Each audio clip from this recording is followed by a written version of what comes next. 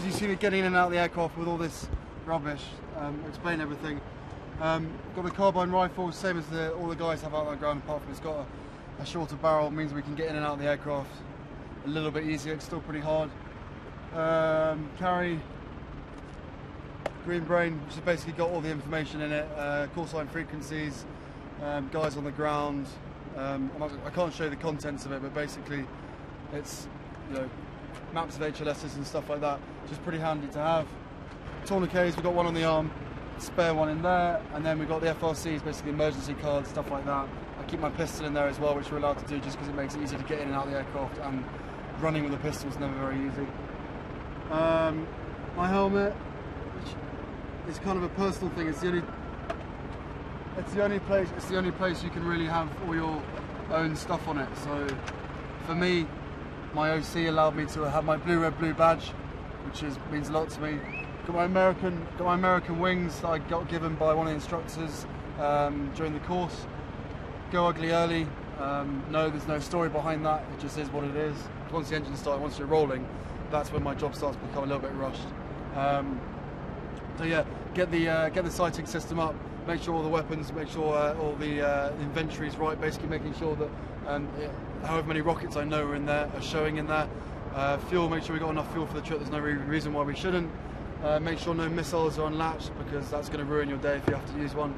And apart from that, there's very little to do in the front until we take off, and then once the radios start, that's when it all starts getting quite exciting. This has been my office. For all of us, it's, you know, it's quite cramped and whatever. I am 6'2".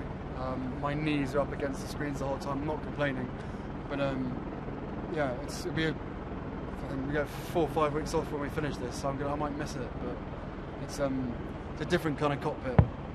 It's quite nice when I speak to when my friends keep sending me pictures from London and stuff like that, from the city, with their computer screens and their phones, and it's just like, no, this is mine. Obviously I don't send them photos.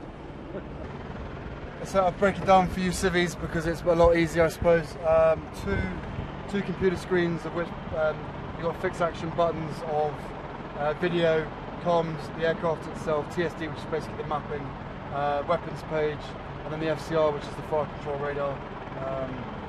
I tell you what, every army person is going to be wetting themselves with this. It's ridiculous. So you've got the comms panel up here, so we know exactly what's going on. 2 computer screens, TDAC, which is here, which is basically my targeting system, and then the trigger grips here, which is basically, well, designed for the younger generation. Let's put it that way. Every button's got a different texture on it, so that for some reason the buttons aren't lit. There must have been a reason for that, but instead they're all different textures, so at night you should be able to tell what button you're pressing. There are still times when obviously you press the wrong button, but you know pretty soon after that you've pressed the wrong one. The best thing about this cockpit is that in our bag we have travel johns, and if you're in the aircraft for like 3.5 to 4 hours up to a time, I try not, if I can hold on I will, but I've now, once you've been out here for 2 or 3 weeks, you master the art of basically peeing by basically sitting down like this.